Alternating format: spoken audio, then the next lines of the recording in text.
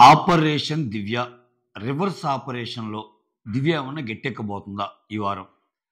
So, గౌరవంగా ఎళ్ళిపోతున్నాడా? So, ఎందుకు 'big boss' ఈ సీజన్‌లో ఈ వీక్‌లో ఈ స్టార్టింగ్ ఆఫ్ ద వీక్‌లో గౌరవ్ నీ దగ్గరున్న 'బిగ్ బాస్' బ్లెస్సింగ్ ఏదో అది వాడుకుంటావా అని అడగకుండా సో, డైరెక్ట్‌గా ఒక్కొక్కరికి మీకు ఇంటి నుంచి ఆఫర్స్ వస్తున్నాయి. ఆ ఆఫర్ కావాలంటే కొన్ని పవర్స్ ఎగిరిపోతాయి అని చెప్పడం ద్వారా సో, అక్కడే గౌరవ్ ఇంట్లో ఉండే స్టేని కట్ చేసేసాడా 'బిగ్ బాస్'? అంటే స్టార్టింగ్ ఆఫ్ ది వీక్‌లోనే. నాయనా ఇంక నువ్వు అస్సాం టికెటే అని చెప్పకనే చెప్పాడా? సో, మాట్లాడుకుందాం.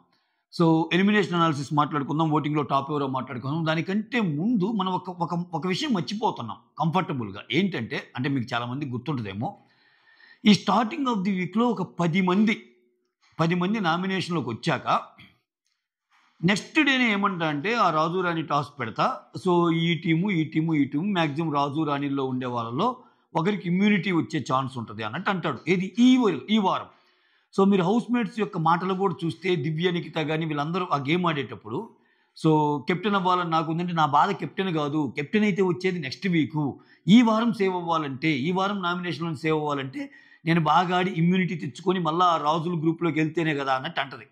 సో, ఫ్రైడే వచ్చేసింది. ఫ్రైడే వచ్చేసాక కెప్టెన్ తనూజ అయింది. తనూజకి ఇమ్యూనిటీ వచ్చేసింది నెక్స్ట్ వీక్. అసలు తనూజ గురించి పక్కన పెట్టండి. ఆ అమ్మాయి ఏ వీకు వెళ్ళదు. ఎందుకంటే ఆ అమ్మాయి టాప్ ఓటింగ్ ఉన్న అమ్మాయి. సో, కెప్టెన్ వెసులుబాటు ఆ అమ్మాయికి వచ్చింది. కెప్టెన్ కాకుండా ఇంకొకరికి ఎవరికన్నా ఇమ్యూనిటీ ఇస్తే ఒకరికి ఇస్తాడా? ఇద్దరికి ఇస్తాడా? అసలు ఏంటి?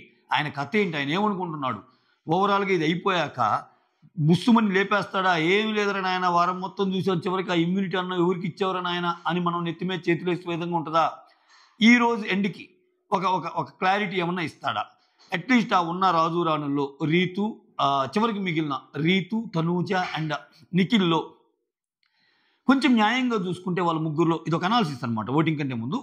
కొంచెం న్యాయంగా చూసుకుంటే లాస్ట్ టాస్క్ గాని ఇంకొంచెం సేపు ఎక్కువ సేపు ఉంచినా సో, ఇంకొంచెం సేపు ఏదైనా ఉన్నా గాని నిఖిల్ గెలవడానికి ఛాన్స్ ఎక్కువ. అప్పటికే ఆయన మీద టక్కన వెయిట్ పడింది. సో, 'బిగ్ బాస్‌కి' కూడా తెలుసు మెజారిటీ ఆఫ్ ది సపోర్ట్ తనూజకు ఉంటదని. సో, ఆ యాంగిల్ ఆలోచించి ఇక్కడ రీతు ఆడింది లేదు ఈ వారం. రీతు సంచాలక్‌గా ఫెయిల్యూరు. రీతు ప్లేయర్‌గా ఫెయిల్యూరు. సో, రీతు పెద్దగా పెర్ఫార్మెన్స్ లేని వీక్ ఈ వారం. ఓకేనా? ఇటువంటి సిట్యుయేషన్‌లో ఇక్కడ ముగ్గురున్నారు రాజు రాణుల్లో మిగిలినోళ్ళు. నిఖిల్, తనూజ, రీతు. రీతు పెర్ఫార్మెన్స్ లేదు పక్కన పెట్టండి. పెర్ఫార్మెన్స్ లేకపోయినా ఆమెకిచ్చాడంటే ఇంక మహానుభావుడే 'బిగ్ బాస్'. దాంట్లో పాయింట్స్ ఎతుక్కొని ఇవ్వాలి రీతుకి ఇవ్వాలంటే. సో, ఎటు తిరిగి మనం చూస్తున్నాం కాబట్టి 'బిగ్ బాస్' వీళ్ళిద్దరిలో ఒకరికి ఇవ్వాలి. Tanuja and తినికి.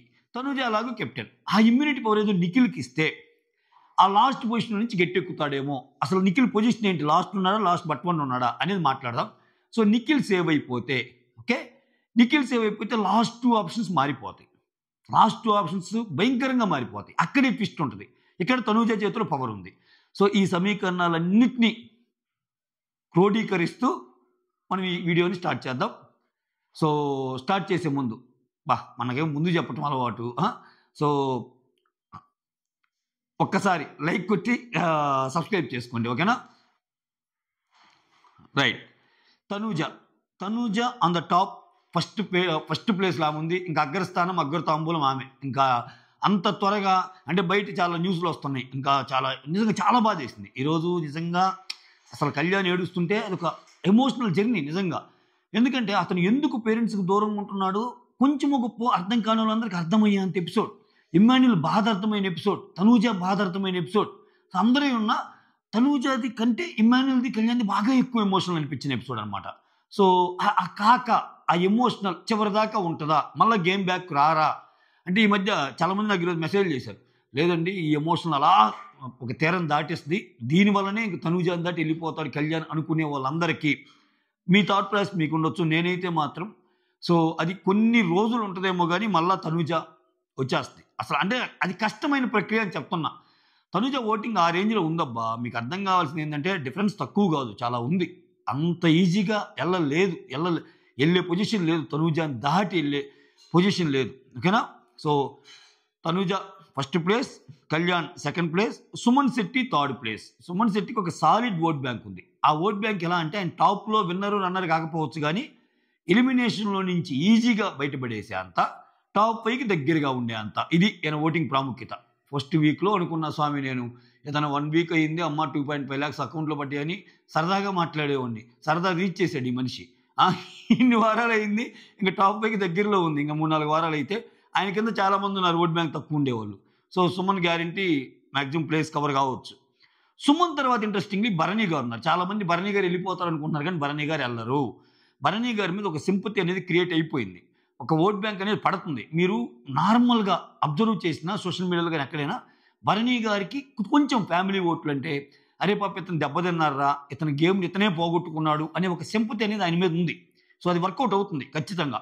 So Bharani garu 4th ప్లేస్లో సేఫ్. సంజన గారు అందరూ ఎంఐఎల్ ఓట్ బ్యాంక్ ట్రాన్స్ఫర్ అవుతుంది అంటున్నారు, కానీ ఫస్ట్ నుంచి సంజనాది ఇదే రేంజ్. ఒక మీడియా కోర్ ఓటింగ్ ఖచ్చితంగా. ఆమె చాలా మంచి ఆటని బిగ్ బాస్ కిల్ చేసేసాడబ్బా, ఈ మాత్రం అయితే ఒప్పుకోవాలి.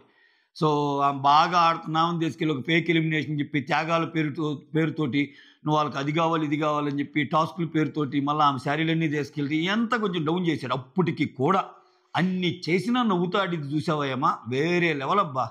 సో నిజంగా. So Sanjana safe. Demon Pavan కూడా సేఫ్. సంజన డిమాండ్ పవన్ సేమ్లో ఉన్నారు. ఈ 6 సేఫ్ అబ్బా. ఓకే, ఇంతవరకు లెక్క పెట్టుకోండి, 10 మందిలో 6 సేఫ్. ఇప్పుడు దివ్య, రీతు, నిఖిల్, గౌరవ్ వీళ్ళలో ఉంది మ్యాటర్.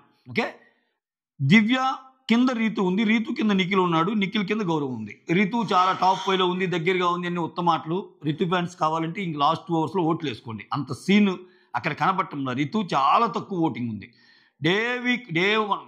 ఫస్ట్ వీక్ నుంచి కూడా ఈ అమ్మాయికి అంత ఓటింగ్ ఏం లేదు. ఓకే, అయితే ఇటువంటి సిచ్యువేషన్లో ఈ ఆపరేషన్ దివ్య అని బిగిన్ చేశారు కాబట్టి ఆపరేషన్ దివ్య వల్ల దివ్య వెళ్ళిపోవచ్చు, దివ్యను ఉంచాలి అని ఇంకొంచెం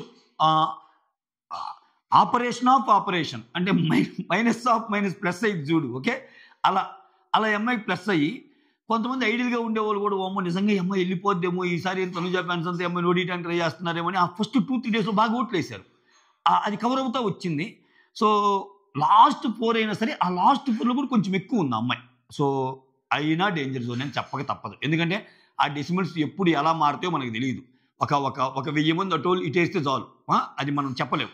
ఇప్పుడు మనం ఈ ఓటింగ్ కాకుండా 1000 మంది మిస్డ్ కాల్స్ అటేసే వాళ్ళు ఇటేస్తే చాలు, ఏదైనా మారిపోవచ్చు. అయితే ఈ దివ్య, రీతు, నిఖిల్, గౌరవంలో బాగా ఆడారని చెప్పి ఎవరికి ఛాన్స్ వస్తుంది? ఇప్పుడు ఆబ్వియస్గా దివ్యాకి రాదు. ఎందుకని?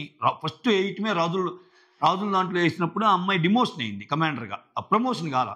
సో రీతు రాణిలాగానే ఉంది, కానీ కష్టమే. ఒకవేళ ఇద్దరిని సేవ్ చేసి రీతు నిఖిల్ని సేవ్ చేశాడు అనుకో, ఇద్దరికి వెసులుబాటు ఇస్తున్నాము, రీతు ఏమో ఫస్ట్ నుంచి రాణిలాగా అలానే ఉంది అని అయినా చూడటానికి బాగోదు. ఎందుకంటే అక్కడ 3 రాజు రాణులు ఉన్నప్పుడు 2 సార్లే గేమ్ పెట్టాడు. 3వసారి రీతుతో కూడా వేరే వాళ్ళు ఆడి ఆమె అక్కడ ఉంటే అప్పుడు ఆమె ఆ రాజు రాణులోనే అలానే కాన్స్టెంట్గా ఉందని చెప్పుకోవడానికి ఉంటుంది ఒక పాయింట్. బట్ అలా కాదు కదా, రీతు గేమే ఆడలా ఎవరితోటి. సో ఈ సిచ్యువేషన్లో ఒకవేళ నిఖిల్ కానీ సేవ్ అయ్యాడు అనుకో, అసలు అటువంటి ఆలోచన చేస్తాడో లేదో, వీకెండ్ కూడా వచ్చేసింది, ఈరోజు ఏమైనా ట్విస్ట్ ఇస్తాడో లేదో చూడాలి.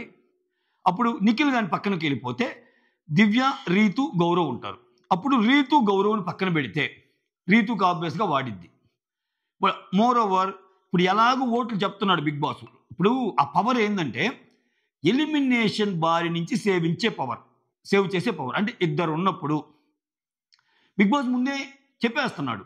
సో వీళ్ళు తక్కువ ఉన్నారు, వీళ్ళు ఎలిమినేట్ అయ్యే కంటెస్టెంట్, వీళ్ళు ఎక్కువ ఉన్నారు. నువ్వు కానీ ఆ పవర్ వాడితే, ఇప్పుడు ఆల్రెడీ ఎలిమినేషన్ తెలిసినప్పుడు ఎలిమినేషన్ అయిన వాళ్ళకంటే ఎక్కువ ఓటింగ్ వచ్చిన వాళ్ళకి ఎవరు కొంచెం మైండ్ ఉన్న వాళ్ళు ఎవరు వాడితే ఏమైంది? అసలు రూల్స్కి అగెనిస్ట్గా పోద్ది, ప్రజాభిప్రాయాన్ని నువ్వు గౌరవించినట్టు వస్తుంది. అదొక విప్లవం లాగా. అసలు చూడండి, జనాల ఓట్లంటే లెక్కలేని తనుజాకి జనాలు ఓట్లు ఎందుకు వేయాలి అని యాంటీ తనుజా ఫ్యాన్స్ ఒక స్లోగన్ అందుకుంటారు.